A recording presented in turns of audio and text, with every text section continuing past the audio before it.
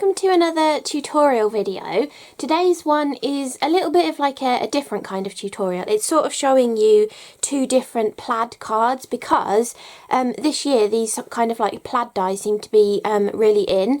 And I'd already bought the Holtz one and then Tonic brought out one as well. So I thought I'd do this little video showing you kind of like the differences between the Holtz one and the Tonic one. I have made cards that are roughly the same kind of size. This one is slightly bigger than this one because this is a proper like A2 kind of panel, which is a little bit shorter than my normal cards that I make. So I've kind of done one of each and I'll show you one of each putting them together as well. And we're also going to cut one more piece for the Tonic one too. But these are the two sets. When you get the Tonic one, it has two dies in there, but one is just your outside cutting edge and the other one gives you the beautiful lattice design. But with this one, it's not symmetrical top and bottom, so you can flip it and get a layered look with your lattice kind of design, but just having the one panel. And the Tonic one is also different from the Holtz one because it has this beautiful stitch detail in it as well. So you've got that gorgeous little extra element of a little bit of stitching, which shows up really nicely on your mirror card or your Texture Craft Perfect as well. Also, the Tonic one is bigger. So the Holtz one, it actually has both panels have an outside edge, so you get this nice border design on your smaller card and it has the outside edge, and you have two different panels. One gives you this skinny one that you can see in gold and one gives you this thicker one that you can see in green under here, and I will show you them cut out in a second. But I wanted to kind of show the difference between them because if you like making small cards, then the Holtz one is perfect because you've got your two different layers that you can sort of play around with and, you know, switch them up the other way. Like the skinny one, I switched up the other way and put it in white underneath, and you can see it's not quite symmetrical, so you do get a little bit of extra patterning on there. But also it cuts it into the rectangle for you, so it has a cutting edge on the die that cuts it out for you. Whereas the Tonic one, if you like making your larger cards, the Tonic one has a rectangle die to go with it, but the cut edges so this piece will just cut into your card so you can extend it, whereas this one completely cuts a panel out of your card, if that makes sense. So if you're looking for a plaid die and you make larger cards, then the Tonic one is going to be perfect. But if you just like making your smaller cards, the Holtz one might be a better option for you. I think they're roughly the same kind of price between the two of them. So it's kind of like, you know, would you rather have just the one design that's got beautiful stitching in, that's larger, maybe a little bit more versatile to make larger cards and stuff, or would you rather have something that automatically cuts out to a beautiful small little rectangle size? I thought I'd just kind of show you the differences between them. And then to finish off these two cards, I've used the gorgeous sentiments from Sue Wilson. These are from her June 2022 festive collection. She did three sort of like smaller collections for Christmas this year. There was a June one, a July one and an August one, and these were in the first one, which came out in June. And you actually have the gorgeous CRaFTi word, and this one says greetings, and then you also on the die set get the bubble to go around it as well. So you've actually got, if I hold it up the right way, you've actually got the bubble that cuts out to go around, so you can do the vellum around the edge of it, or you can do a solid colour if you'd rather. But I quite like the vellum because you can still see the plaid through the background then as well. And I just really love these sentiments. They work so perfectly on your smaller cards still as well. So I've die cut everything ready to do the opposite versions of each of these. So I'm going to do where it's got the red detail and the green background for both of these designs. And so this one is going to end up being landscape because I'm going to use the greetings on the Holtz background. And this one's going to end up being portrait because I'm going to use the joyful on the Tonic background. But I'm going to show you the different ways you can kind of layer them together and stuff as well. I'm not sure if this really classes as a tutorial, but it kind of I suppose it gives you a couple of little ideas of how or what kind of cardstocks you might want to layer up and how you might want to get the beautiful traditional colours into one card. And also I am going to be accenting the card, the background piece and the bit that goes behind my little Dymo sentiment here. I'm going to accent it with Glacier paste. So these ones was going on to the brick red textured Craft Perfect, and I accented it with the Haute red Glacier paste, and then for the ones that I'm going to show you how to do, I was doing the Fern Green Texture Craft Perfect cardstock, and we're going to use a little bit of the Green Envy Glacier paste to accent that as well. And then I've also got a few little random holly sequins that I've had forever. Well, I don't know if you can really class them as sequins because they don't have a hole in them, but I've had them forever. So if you've got any like holly embellishments hanging around, you can use those, or die cuts as well. I'm sure there's some in Sue Wilson's newest collections as well, with some little holly die cuts. And then I've also picked out a packet of these Lucy's Little Things gems in Rouge. It's got like a complete mixture of all sorts, so I've actually used a mixture of different pearls and gems for the berries, and I think it adds a different kind of accent to your card. And as I'm filming this video, she just had a half price sale, so in lots of my Advent videos you're probably going to see lots of little bags of these popping up because they're all half price, so I kind of went to town and got a load of different ones. So let's get on with actually putting one of these cards together. So I think we're going to add the Glacier paste to all of the pieces of card we need to first. Then I'm going to put the Tim Holtz one together first, I think, and then we will die cut the extra piece that we need for the Tonic one, because I haven't cut an extra white one to go on the Tonic one yet. Okay, so for both of these cards we're going to need a piece of that Fern Green cardstock. So for the Tim Holtz one, I've just got a random scrap that's just slightly bigger than the rectangle, and then for the Tonic one I have already cut this down to my panel size that I want, because this is going to make it easier for sticking our lattice on top of it and being able to shift it a little bit to get a little bit more of the lattice underneath showing through. Because this is just the one design, you can actually work on a smaller card but use the larger die and shift it around a little bit to make it look like you've got different layers in there as well. You can definitely just twist it and use it the other way around, but I want to add an extra layer of white in there as well to sort of bring in the backing card. So first of all we want to have our pieces of card ready, and I've also got a little scrap of the green, 2 little scraps for the sentiments as well, because we're going to put that behind our Dymo sentiments. So to add the Glacier paste to the card, there's loads of different ways that you could do it. I tend to prefer to use a little scrap of something. So this is a scrap of cut and dry foam. I had been using it for another Advent card, and I've also used it a little bit on with the red Glacier paste to colour the card as well, but that's dried because I used it yesterday. But we can just open our Glacier paste palette knife to get a little bit of this out. So we can just scoop out a little bit of the Glacier paste and put it onto our glass mat. And then we can actually use the excess of that onto here. This foam has gone a little bit crusty because I had obviously not washed it out and just left it, but that actually doesn't matter because we're not like, you know, we don't need the squishiness of the sponge at the moment. We just literally want to drag a little bit across the surface of the card just to give it a little bit of sparkle. You could definitely use a specialty card in the bottom here. You could use any of your like Nuvo or Cosmic Shimmer mediums on here. You could use a luster polish, you could use a lunar paste, any different medium that you want to use and pull out that you haven't used in a while.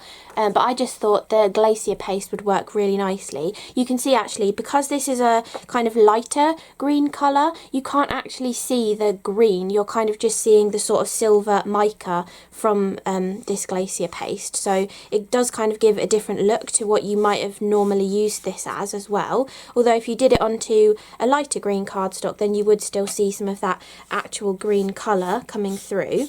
So we're literally just doing this really randomly, because if you think about it, it's only going to show through in tiny areas, and we don't really need it to be full coverage all over it. We kind of want it to be a little bit patchy so that it gives kind of like, I suppose sort of like a fabric look, because we're kind of recreating a sort of tartany plaid kind of background here. So it kind of sort of looks like maybe the fabric has got some little sparkly fibres woven into it or something. So we can just do that, and I think that should be plenty on all of those. And you can also scoop that back into your pot as well if you've got some left over. So we can just flip the lid up there and flick it all over me.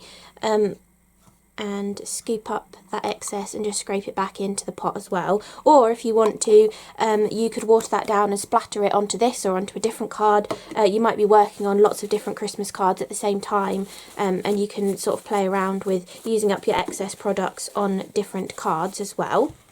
And then we can just wipe that off. You can see with Glacier paste, they often, because they've got like those larger mica particles in, they like to lay flat when you wipe them off your surface. So you can kind of see little flakes on here, but we can get that off later with some water. So we're going to work on the Holtz background card first. So that's going to be this piece that is just a random rectangle here. And then I've got all of the rest of the pieces cut and ready so that it makes it a lot quicker for showing you. I've got greetings this time. The last Holtz card I did joyful, and I've been cutting the sentiments out. So I've got the backing piece in the vellum, the sort of bubble in the vellum, and then I have cut the sentiment twice. I've cut it once from the same colour that's going at the back and once from white, so we can just give it a tiny little drop shadow to tie it all together. But on this card I had red in the background, so the extra sentiment drop shadow is from red as well, so I've kind of tried to tie it in together that way. And then I've got my little Dymo here as well. So because these die cut words, they just have one word in there, it just says greetings, so you could put Christmas up here and do Christmas greetings, or I decided to do of the season, so we've got greetings of the season as well. For people who don't celebrate Christmas, you've got a different sort of option for a sentiment for them as well. And then if I show you these, you can see the Holtz ones cut your actual rectangle. It's just one die, you run it through, it completely cuts out like a cover plate kind of die cut for you. So I've got one from the brick red cardstock, I've got one from white, and I've got one from Welsh gold glitter cardstock from CRaFTi. All of the cardstock I've been using is CRaFTi, so the colour names I've been giving you are from the CRaFTi range, and this is their Welsh gold glitter card. The other one I've actually used mirror card, so it gives a little bit of a difference as well. And for this one, I felt like I wanted the glitter to be a real impact on this one. So if you look at these two pieces here, this one has got a single line in this top corner, this one's got a double line because I have switched it. So if you flip that one back round, you can see it's a double line, double line. So if you just turn it 180, you can then layer them on top of each other, and you just get the slightest little bit of white popping through in different areas.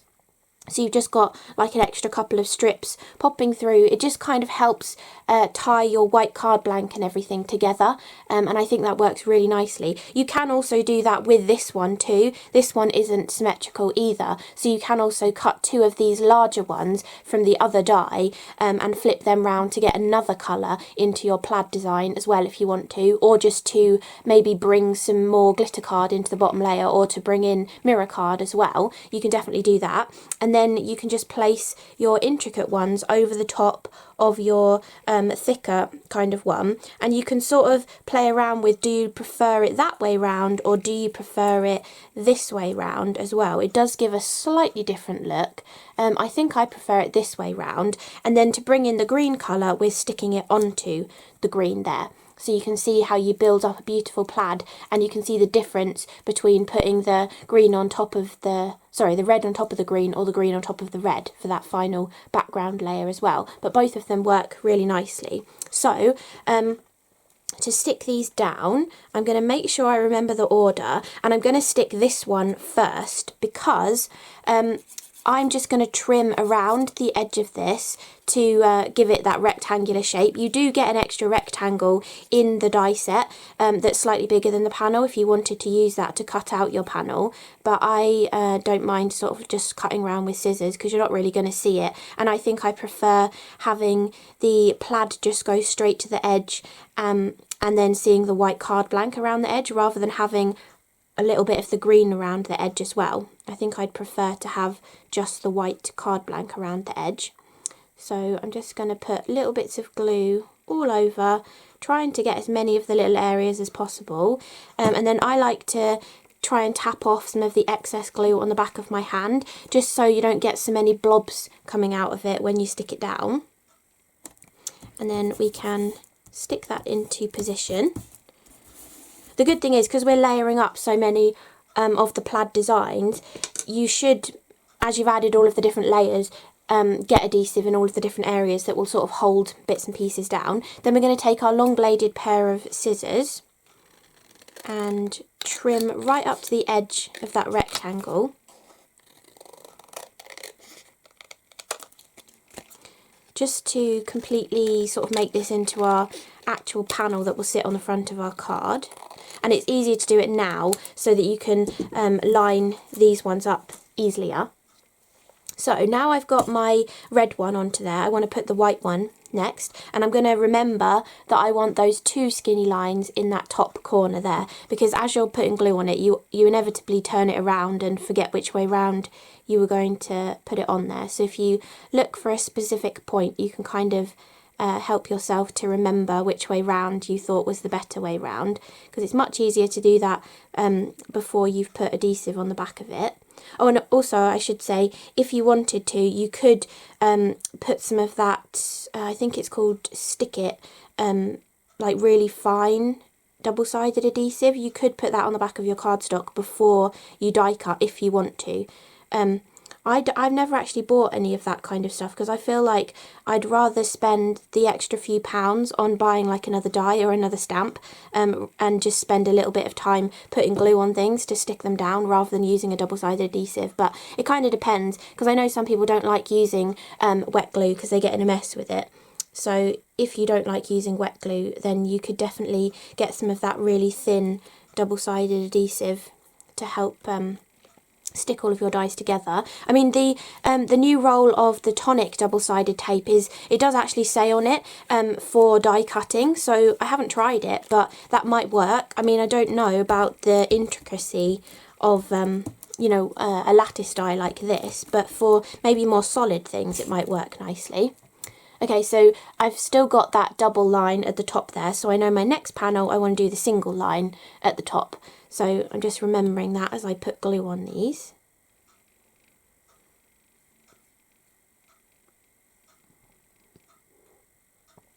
Again, going all the way around the edges and then just getting a few little places on the rest of the background as well, just to help it stick down. And actually also another reason why I put the glitter card on the top of this one, whereas on the Tonic background I hid the mirror card underneath one of the layers, I decided to put the glitter card on the top because glitter card is kind of notoriously difficult to stick things to, because you have that glittery kind of texture. You've got to hold things for longer to get them to stay stuck, so I thought it would be easier to only have to stick the greeting on top of the glitter card rather than having to stick another lattice on top of the glitter card.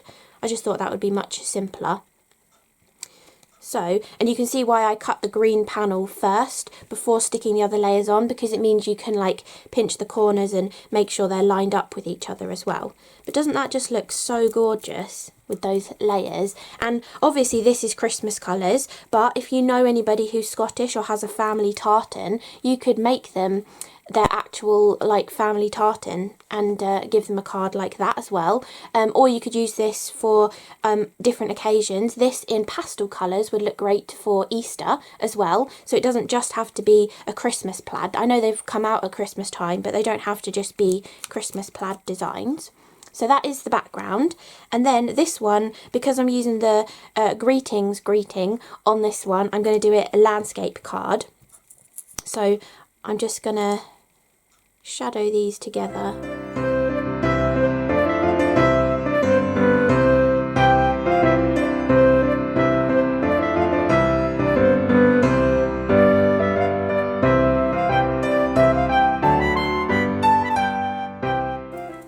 Okay, so I've shadowed my sentiment together, just the green slightly poking out from behind the white one and then onto the vellum, and we're going to stick that landscape. But I also want to take my little piece that we added the extra Glacier paste onto, and I'm just going to peel the backing off of my Dymo label sentiment, put that down, and then trim around just to give it a tiny little border just around the edge, just to tie it in with the background of the card.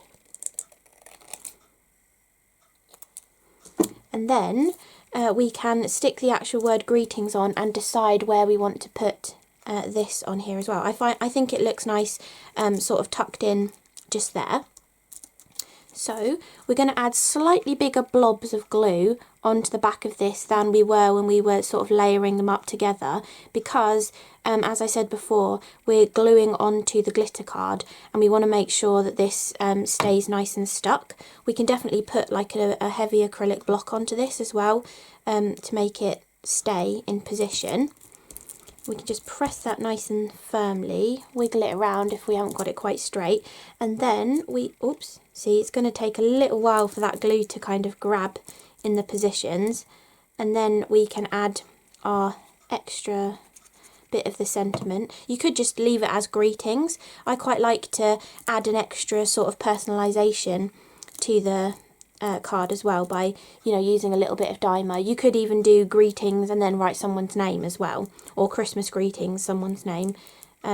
So I think I might have to use a bit of 3D foam on the back of that to make it stick better, that little Dymo label. So I've got a little bit of 3D foam here, trim it down a little bit more and just put that on the back of there. Sometimes 3D foam just kind of helps, especially when you've sort of layered up a couple of, you know, sort of shadowed sentiments and then you've put the vellum as well. You've kind of then got sort of like 3 layers for it to kind of stick to, or, you know, stick through. You've got that extra depth there. So yeah, the foam tape really helps on that one. Then for the extra accents, we're going to add those little hollies onto here as well. So I'll finish off this card completely, but when we get to the tonic one, I might not actually completely finish it because you've already seen what the sort of finished one will look like, and it will save a little bit of time. You don't really need to see me put it all together. So for this one, I'm going to add the 2 little holly leaves up here, which could be die cuts. They don't have to be random sequins that you've had in your stash for years. And then I think these ones will add maybe down here. And you can add as many as you like, or you don't have to add them. I just, because I got those new red gems, I just want to keep using all the different gems that I bought on the different projects. So I'm kind of just thinking up ways of using them. And I really like these mixtures because you have all sorts of different ones in there. So for one little cluster of 3, I'm going to go for that kind of like iridescent red one. Then we've also got a normal red one.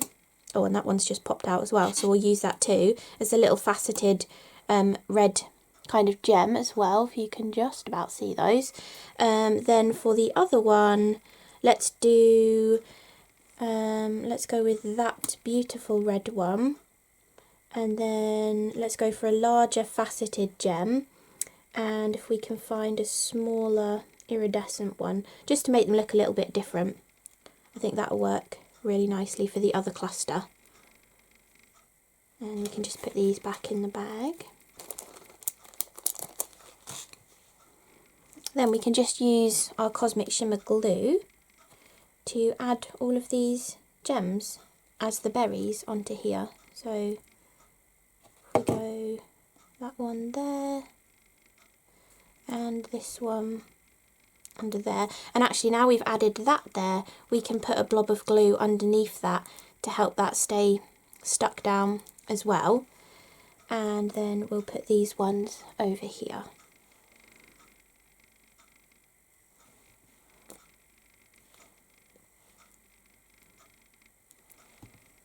And the tiny little one around there. I think that just finishes it off really nicely, and then we would just stick that to your card blank once all of your gems have dried on there. So that is using the Sizzix sort of background and the 2 different versions, with the landscape using the greetings and the portrait using the joyful.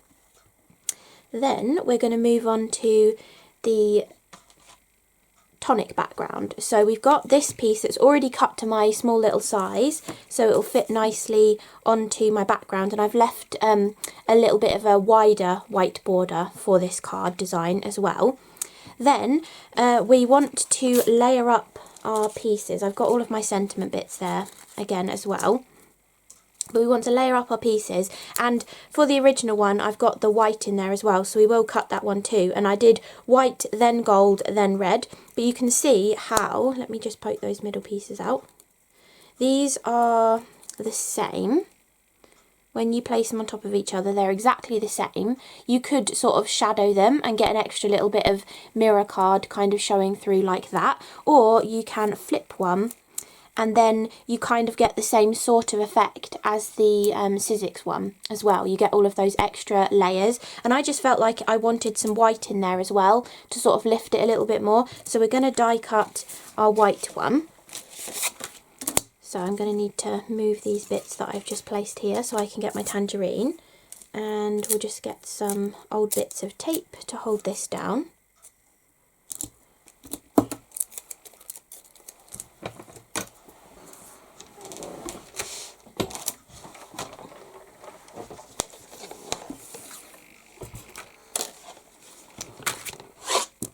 So we can run that through. I'm going to hold the plates together and run it back through as well, just because there's so much intricate detail in there. I think it's going to be better to have run it back through. And then you can see, yeah, all of those pieces have cut in the centre there as well. So we can peel that out. You're going to have to poke a few little bits out, but you can see in the Tonic one how you've got that beautiful stitching in there as well, and you do have that outside edge to cut it into a larger panel if you want to. I reckon that would fit perfectly on a 5x7 card as well, so if you do like your larger cards, then the Tonic one might be a better option for you, because you've automatically got that ability to make those larger cards without sort of having to like cut two of them and hide a join or something. So we'll just poke all of those bits out. And then, because I'm making a smaller card with this, we can shift our layers so that we can see more of a different layer as well. So I can stick a white one down, and then instead of just flipping the gold one and putting it back over the top, we can actually like flip it but move it a little bit. So for example here, I think this is how I lined it up on the original one as well. I don't know if you're going to be able to see, it's kind of a little bit difficult with the mirror card and everything, but if you see the stitching line that's on here, if you look at the white one underneath, there's the stitching line. I've moved the gold one, so a skinny little bit of the gold is over the top of the stitching, so it kind of makes it look a little bit different then. And then when we add the red one over the top, we're going to flip it again, but we're not going to line it up exactly where the white one is. We're going to just shift it a little bit. So we've actually got the white and the red and the gold with the green in the background. I'm not sure if that looks too busy. I can't remember if that's exactly the same way that I did it on the original one, or I think maybe I've shifted it over here perhaps and covered up the stitching on the gold a little bit.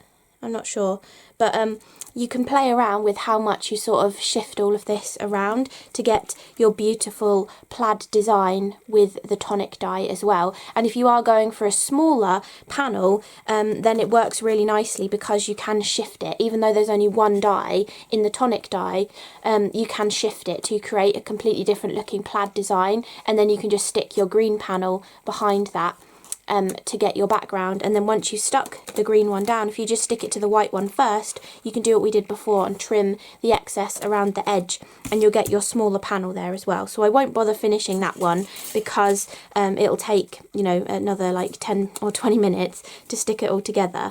But the idea is that I would have trimmed that down to the same size as that green panel, and then we would put the joyful Christmas wishes as our sentiment on there, and we'd put the holly on there too to finish it off. So those are all of the cards from this tutorial video. Hopefully you kind of enjoyed seeing the difference between the two different brands of plaid dies. And I wasn't originally planning on doing this, but I'd already bought the Tim Holtz one, and then because I didn't know Tonic was coming out with one, and they did end up coming out with one. So you know, it's a nice difference between the two of them, whether you like your small cards for the Tim Holtz one or the larger cards for your Tonic one, but you can also make your smaller cards with the Tonic one. You can also make larger cards with the Tim Holtz one, but you'd have to like hide a join in the middle of them. But yeah, I really hope you enjoyed this tutorial video. A little bit of a different kind of one, not really showing you a techniques as much, but hopefully you enjoyed it. So thank you so much for watching, and I will see you again in the next video. Bye!